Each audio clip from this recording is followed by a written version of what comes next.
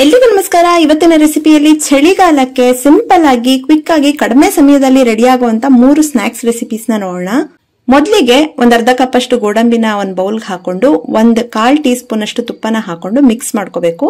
ನಾನು ಇದನ್ನ ಅಗ್ಯಾರೋ air fryer ನ ಬಳಸಿ ರೋಸ್ಟ್ ಮಾಡ್ಕೊಂತಾ ಇದ್ದೀನಿ. ಜಸ್ಟ್ ಗೋಡಂಬಿನೆಲ್ಲ ಈ ತರ ಪ್ಲೇಸ್ ಮಾಡ್ಬಿಟ್ಟು ಇದನ್ನ ಒಂದು 8 ರಿಂದ 10 ನಿಮಿಷ ನಿಮ್ಗೆ ಎಷ್ಟು ರೋಸ್ಟ್ ಆಗಬೇಕೋ ಅಷ್ಟು ನಿಮಿಷ ನೀವು ಟೈಮ್ ನ ಸೆಟ್ ಮಾಡ್ಕೊಂಡು 180 ಡಿಗ್ರಿ ಸೆಲ್ಸಿಯಸ್ ಅಲ್ಲಿ ನಾನು ಬೇಕ್ ಮಾಡ್ಕೊಂತಾ ಇದ್ದೀನಿ. ಕ್ರಿಸ್ಪಿ ಆಗಿ ರೆಡಿ ಆಗುತ್ತೆ. ಜಸ್ಟ್ ವಿತಿನ್ 10 ಮಿನಿಟ್ಸ್ ಅಲ್ಲಿ ನಿಮ್ಗೆ ಕ್ರಿಸ್ಪಿ ಆಗಿರೋ ಅಂತ ಸಾಲ್ಟಿ ಕ್ಯಾಶ್ಯೂ ನಟ್ಸ್ ರೆಡಿ ಆಗುತ್ತೆ.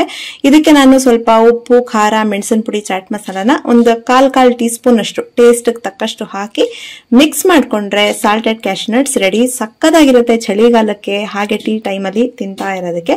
ನೆಕ್ಸ್ಟ್ ಪನೀರ್ ಟಿಕ್ಕಾ ಅಥವಾ ಪನೀರ್ ವಡಾನ ಮಾಡ್ಕೊಳ್ಳಿಕ್ಕೆ ನಾನು ಒಂದು 100 ಗ್ರಾಮ್ನಷ್ಟು ಪನೀರ್ನ ತಗೊಂಡಿದ್ದೀನಿ. ಕೈನಲ್ಲೇ ಇದನ್ನ ಈ ತರ ಮ್ಯಾಶ್ ಮಾಡ್ಕೊಳ್ಳಿ. ಇದಕ್ಕೆ ತರಕಾರಿಗಳನ್ನ ಹಾಕೋಬಹುದು. 1-2 ಸ್ಪೂನ್ ಅಷ್ಟು ಕ್ಯಾಪ್ಸಿಕಮ್, ಸ್ವಲ್ಪ ಕ್ಯಾರೆಟ್, ಈರುಳ್ಳಿ, ಕೊತ್ತಂಬರಿ ಸೊಪ್ಪು, ಸಬ್ಸಿಗೆ ಇಷ್ಟಪಡೋರು ಹಾಕೋಬಹುದು. ಇದಕ್ಕೆ ಸ್ವಲ್ಪ ಅರಿಶಿನ, ಉಪ್ಪು, ಖಾರ, ಒಂಚೂರು ಮೆಣಸಿನ ಪುಡಿ ಬೇಕಿದ್ರೆ ಹಾಕೊಳ್ಳಿ. ಹಾಕೊಂಡು ಚೆನ್ನಾಗಿ ಮಿಕ್ಸ್ ಮಾಡ್ಕೊಳ್ಳಿ. ಖಾರದ ಪುಡಿ ಬೇಡ ಅಂದ್ರೆ ಹಸಿಮೆಣಸಿನಕಾಯಿ ಕೂಡ ಹಾಕೋಬಹುದು. ಇದಕ್ಕೆ ಚೆನ್ನಾಗಿ ಮಿಕ್ಸ್ ಮಾಡಿದ್ಮೇಲೆ ಬೈಂಡಿಂಗಿಗೋಸ್ಕರ ಅಕ್ಕಿ ಹಿಟ್ಟನ್ನ ಬಳಸ್ತಾ ಇದ್ದೀನಿ. ಒಂದು 1/4 ಕಪ್ ಅಷ್ಟು, ಒಂದು 4 ಸ್ಪೂನ್ ಅಷ್ಟು ಅಕ್ಕಿ ಹಿಟ್ಟನ್ನ ಹಾಕೊಂಡ್ರೆ ಸಾಕಾಗುತ್ತೆ. ಇದನ್ನೆಲ್ಲ ಚೆನ್ನಾಗಿ ಮಿಕ್ಸ್ ಮಾಡ್ಬಿಟ್ಟು 1 ಸ್ಪೂನ್ ಅಷ್ಟು ಎಣ್ಣೆ ಹಾಕೊಳ್ಳಿ. ಬೆಣ್ಣೆನಾರು ಹಾಕೋಬಹುದು, ಎಣ್ಣೆನಾರು ಹಾಕೋಬಹುದು.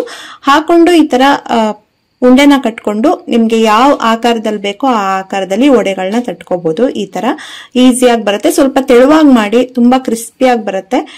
ತುಂಬಾ ದಪ್ಪ ಆಯ್ತು ಅಂತ ಅಂದ್ರೆ ಒಳಗಡೆ ಎಲ್ಲ ಸಾಫ್ಟ್ ಆಗಿ ಬರುತ್ತೆ. ನಿಮ್ಗೆ ತೆಳ್ಳಗೆ ಈ ತರ ವಡೆ ತರನೇ ಪ್ರೆಸ್ ಮಾಡ್ಕೊಂಡ್ರೆ ತುಂಬಾ ಕ್ರಿಸ್ಪಿಯಾಗಿ ಬರುತ್ತೆ. ಇದನ್ನು ಅಷ್ಟೇ ಏರ್ ಫ್ರೈಯರ್ ನಲ್ಲಿ ಈ ತರ ಪ್ಲೇಸ್ ಮಾಡ್ಕೊಂಡು ಫಸ್ಟ್ ಒಂದು 8 ರಿಂದ 10 ನಿಮಿಷ ಬೇಕ್ ಮಾಡ್ಕೋಬೇಕು. ನಿಮ್ಗೆ ಇನ್ನೂ ಕ್ರಿಸ್ಪಿ ಆಗ್ಬೇಕು ಅಂದ್ರೆ ಒಂದು 15 ಮಿನಿಟ್ಸ್ 180 ಡಿಗ್ರಿ ಸೆಲ್ಸಿಯಸ್ ಅಲ್ಲೇ ಬೇಕ್ ಮಾಡ್ಕೊಳ್ಳಿ.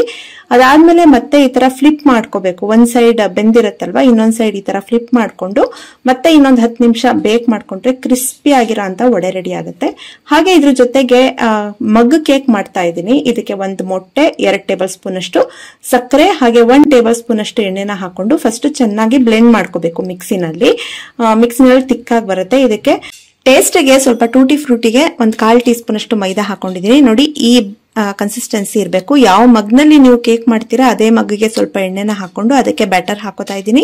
1/4 ಕಪ್ ಅಷ್ಟು ಮೈದಾ ಹಿಟ್ಟು, 4 ಸ್ಪೂನ್ ಅಷ್ಟು ಮೈದಾ ಹಿಟ್ಟು ಬರುತ್ತೆ. ಇದನ್ನು ಅಷ್ಟೇ ಮಿಕ್ಸ್ ಮಾಡ್ಕೋಬೇಕು ಒಂದೇ ಡೈರೆಕ್ಷನ್ ಅಲ್ಲಿ. ಗಟ್ಟಿ ಅನ್ಸಿದ್ರೆ ನೀವು ಹಾಲು ಹಾಕೊಳ್ಳಿ, ನನ್ಗೇನು ಅವಶ್ಯಕತೆ ಇಲ್ಲ ಅನ್ನಿಸ್ತು. ಈ ಹದದಲ್ಲಿ ಇದೆ, ಇಡ್ಲಿ ಬ್ಯಾಟರ್ ಹದದಲ್ಲಿ.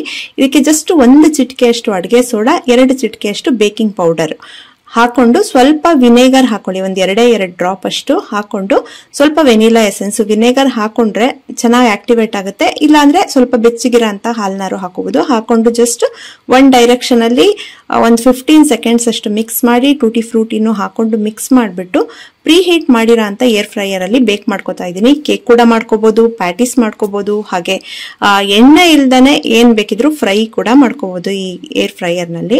ಮಿಡಲ್ಗೆ ಇಟ್ಕೊಂಡಿದ್ದೀನಿ. ಇದು ಪ್ರೀ ಹೀಟ್ ಮಾಡ್ಕೊಂಡಿದ್ದೆ 10 ಮಿನಿಟ್ಸ್ 180 ಡಿಗ್ರಿಯಲ್ಲಿ. ಇದನ್ನು ಅಷ್ಟೇ ಒಂದು 15 ರಿಂದ 20 ನಿಮಿಷ, ಕಡಿಮೆ ಕ್ವಾಂಟಿಟಿ ಇರೋದ್ರಿಂದ 15 ರಿಂದ 20 ನಿಮಿಷ ಸಾಕಾಗುತ್ತೆ. ಸೊ ಈ ತರ ಚೆಕ್ ಮಾಡ್ಕೊಳ್ಳಿ. ಆದ್ಮೇಲೆ ಕಂಪ್ಲೀಟ್ ಆಗಿ ಕ್ಲೀನ್ ಆಗಿದೆ ಅಂತ ಅಂದ್ರೆ ಕೇಕ್ ಕೂಡ ರೆಡಿ. ತುಂಬಾ ಕಡಿಮೆ ಸಮಯ ಸಾಕು. ಖಂಡಿತ ಈ ರೆಸಿಪಿ ಎಲ್ರಿಗೂ ಇಷ್ಟ ಆಯ್ತು ಅನ್ಕೊಂತೀನಿ. ಇಷ್ಟ ಆದ್ರೆ ಲೈಕ್ ಮಾಡಿ, ಶೇರ್ ಮಾಡಿ. ಮತ್ತಷ್ಟು ಇಂಟ್ರೆಸ್ಟಿಂಗ್ ರೆಸಿಪೀಸ್ಗಾಗಿ ವೈಷ್ಣವಿ ಚಾನಲ್ಗೆ ಸಬ್ಸ್ಕ್ರೈಬ್ ಆಗೋದು ಮರಿಬೇಡಿ. Thank you.